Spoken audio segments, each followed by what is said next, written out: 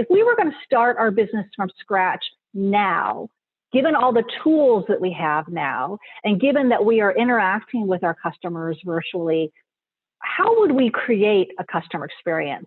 So really kind of restarting and kind of thinking differently about your customer experience and realizing that it's not just adapting the in-person to online, but it's really taking advantage of everything that digital affords you. Hello and welcome to a whole new episode of Engati CX. I am Drishti, your host, and today you guys are in for a treat. We have a special guest joining us, but before we begin with that, allow me to introduce you to the magic of Engati. So Engati is the world's leading multilingual no-code chatbot platform, available across 14 channels with 35,000 bots created across 186 countries in every domain and use case. Engati has also been recognized as a top platform by INC.com, TechWorld, CIO, and many others. We run the Engati blog, video channel, and the Engati CX podcast, receiving upwards of 400,000 visitors annually. And now for our guest, Denise Lee Yohn is the best-selling author of What Great Brands Do and Fusion. She has cracked the code of achieving brand leadership and is working with organizations worldwide. Denise is a keynote speaker and has worked previously with companies like Sony, CNBC, Fox Business TV, Frito-Lay, and Oakley. She is also a thought leader and contributor to Harvard Business Review and Forbes. So hi, Denise. We are really happy to have you on Engati CX. Oh, thank you, Drishti. I'm looking forward to our conversation. So to begin with, this is the first question that we have for you, that how can companies achieve brand leadership and create extraordinary customer experiences simultaneously? Well, I really see them as basically the same thing, or that when you do one, you do the other and vice versa. And so we probably need to start by saying that, your brand is not your name or your logo or your advertising, your image. Your brand is really what you do and how you do it. And so if you think about and you use your brand in this way, then it automatically translates into the customer experience that you design and manage. When you think about what are your brand values and attributes and how are you differentiating yourself as a brand, all of that factors into the way that you actually engage your customers so that you design a customer experience that brings those values and attributes to life. So really, brand leadership and superior or extraordinary customer experiences kind of go hand in hand. So do you think that companies need to upgrade their digital infrastructure in order to make most out of this current situation and then go about achieving brand leadership and satisfying customer expectations?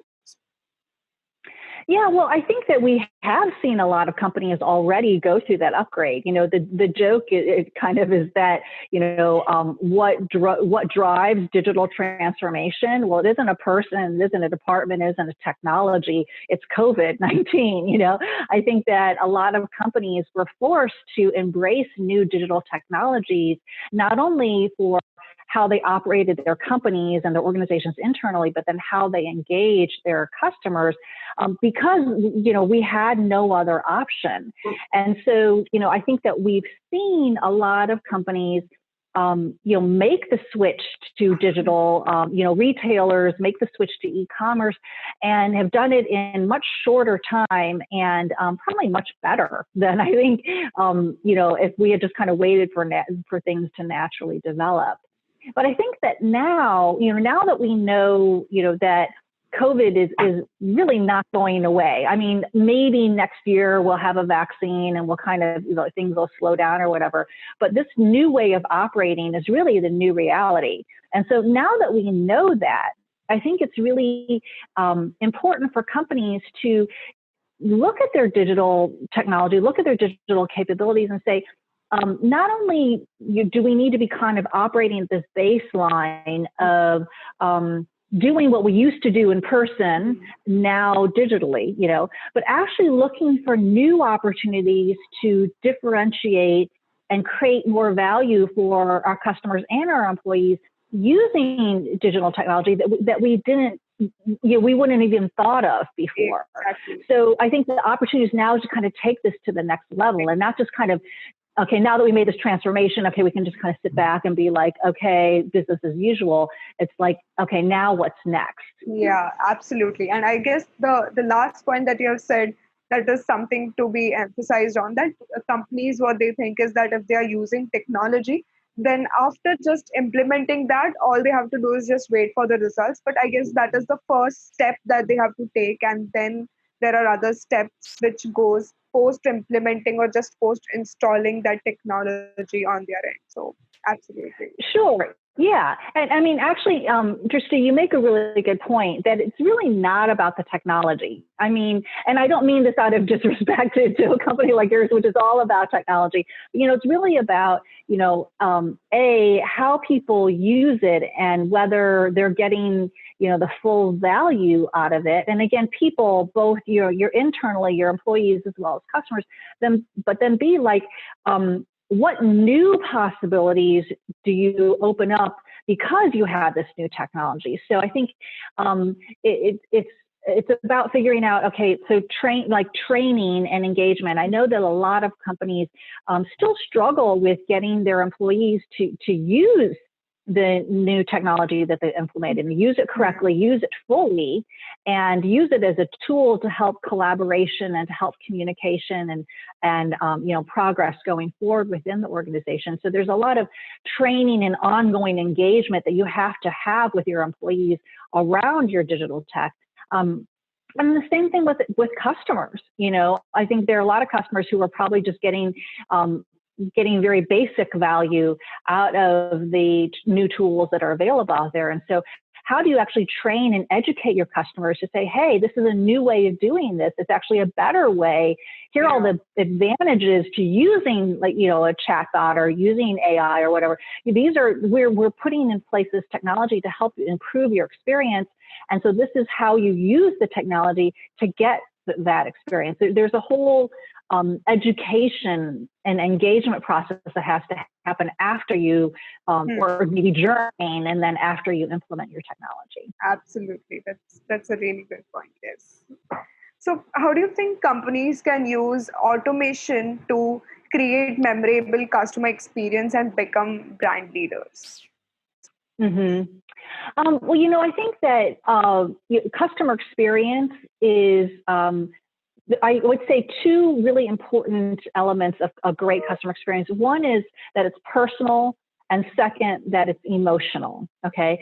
So first, let's talk about personal. I think, what's great about digital technology is that you are able to create a personalized experience for someone. You're able to, anticipate, what this person might be looking for, be able to provide the information that they need at the point when they want it, when they're making a purchase decision or when they're seeking out support. And so, you're able to kind of, you don't have to design, or you shouldn't be designing just kind of like generic, like all customers, but really understanding what do, specific customers want and need, and how do we actually deliver that to them? So I think that, as much as you can use your automation and AI and other technologies to make your experience personal, that's important. And then the emotional kind of comes from that personal, but I think it really is developing empathy and communicating with your customers in a way that shows that you understand them. There's a statistic that I believe it's from, it might be PwC, that says that only 38% of customers think that the employees they deal with understand what they want and need. So only 38% of customers feel like they're getting the support and service that they're really looking for. And so, and what's more, the Merits Group has shown that only 14% of employees feel like their work group really understands what customers want and need. And so if you're not developing that empathy, if you're not really understanding what is a customer trying to do, and again, kind of anticipating what might a customer want to do that they're not even aware that they need to do, but they're going to want to do. And, really being able to kind of peel back the layers of a person's emotional needs and really get into that. If you don't do that, I think you're really losing out on an opportunity. The baseline for companies is to engage customers in a very transactional way. You want to buy something, here it is, and and that's the end of the transaction. Whereas I think that the leaders, the great brands, the companies that stand out, that have greater loyalty from their customers and greater engagement from the customers, really seek to make that emotional connection, and they use technology in order to enable them to do so. So a lot of the technology is really about learning about your customers and then developing the experiences that meet their needs. That's absolutely true. And when adopting or using technologies, like you just mentioned, customers should be the center or the forefront, and you should be saying where it is helpful for them, and not just anticipating that, okay, this might be helpful. Hearing actual customer voices. Absolutely. Yeah, for sure. So, like you just said, that technology has now become advanced, that it can create such personalized experiences at a larger scale, right? So, how do you think companies are implementing or capitalizing on this? Well, a lot of my experience is as a consumer, so I think that there are retailers that are incorporating new technology into their shopping process. There's one retailer that actually has a way of predicting what size of clothing that you will want based on the size of clothing that you wear for other brands. So, they have, and sorry, I can't even remember what the name of the technology is, but basically, when you are trying to figure out what size of dress to buy, for example, they'll say, well, what size of dress do you wear in these brands? And then based on that, they actually use that technology to say, okay, well, then you should be ordering a size 8 or, whatever. And so retailers have used technology to help increase people's confidence level that they're making the right choice. Another way that they do that is through the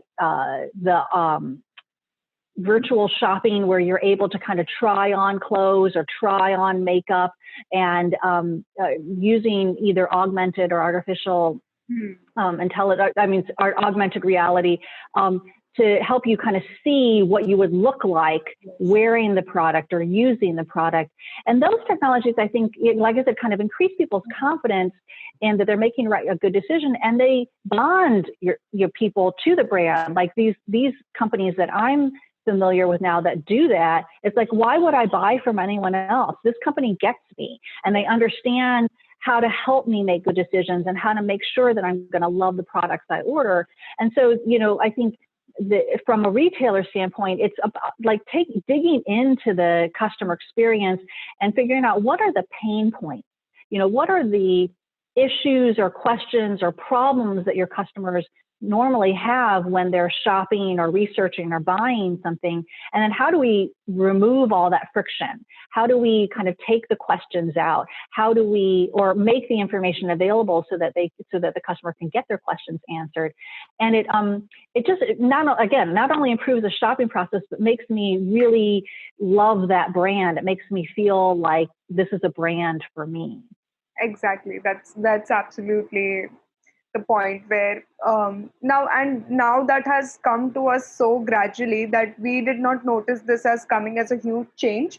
But if it is not available, then we just get uncomfortable, like, why is this company not giving me such things when the other can? So we just start comparing, and yeah. Right. And Drishti, you make a really good point, because I don't have the numbers off the top of my head, but there's been a lot of research done about people's shopping behavior during COVID. And what it has shown is that people have been much more open to trying other companies and trying other brands in this time of COVID. In a way, you kind of think, oh, people kind of hunker down and they want to go for the familiar, they, kind of don't want to take risks, but people are actually open to exploring. And so you can't take it for granted that customers that used to come to you in the past are going to continue to come to you, because they do have all sorts of options. And especially now that everyone is operating digitally, those options become very easy to switch to. And so, you need to be thinking about, how do I offer that superior customer experience? What are the things that I can do to make sure that I'm differentiated and I'm adding value to my customers? And you need to continue to do that. Again, you can't just kind of say, oh, we implemented a few things a couple of months ago and now we're finished. It's like, you always need to be kind of raising the bar for yourself, because customers are raising the bar for you themselves. Absolutely. That's very true. So, are there any other thoughts that you would like to share with our audience? Mm-hmm. Well, whenever I talk about customer experience and technology, first of all, I want to say that I'll say two things. One is that, new digital technology provides all sorts of possibilities. And I kind of hinted at this before, but I think the real opportunity is to not just replace in-person experiences, but to almost start kind of digitally native customer experiences. Kind of think about, if we were going to start our business from scratch now, given all the tools that we have now, and given that we are interacting with our customers virtually, how would we create a customer experience? So really kind of restarting and kind of thinking differently about your customer experience, and realizing that it's not just adapting the in-person to online, but it's really taking advantage of everything that digital affords you. So that's number one, I would say, is just, think about what I call digitally native customer experiences, creating customer experiences from the ground up in this digital world. But then two, and probably more important, is to remember that customer experience is about humans. We have humans, employees, who are creating technology and using technology, but they are people, they're humans, and they're doing that to service and to sell and to support other humans who are customers. And we can never, lose sight of that human-to-human interaction.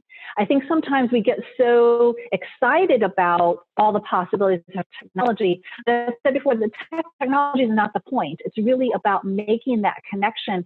And the more that you can relate, to your employees as people, and help them the employees relate to your customers as people, I think the better experience everyone will have. So it's like, human-to-human customer experience is really, I think, the priority.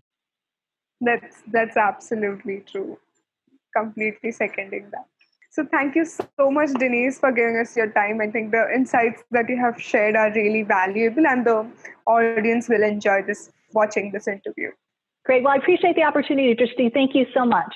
Thank you. So we'll be back with a new episode with a brand new expert soon on Engati CX. So stay tuned, and we'll see you around for the next one.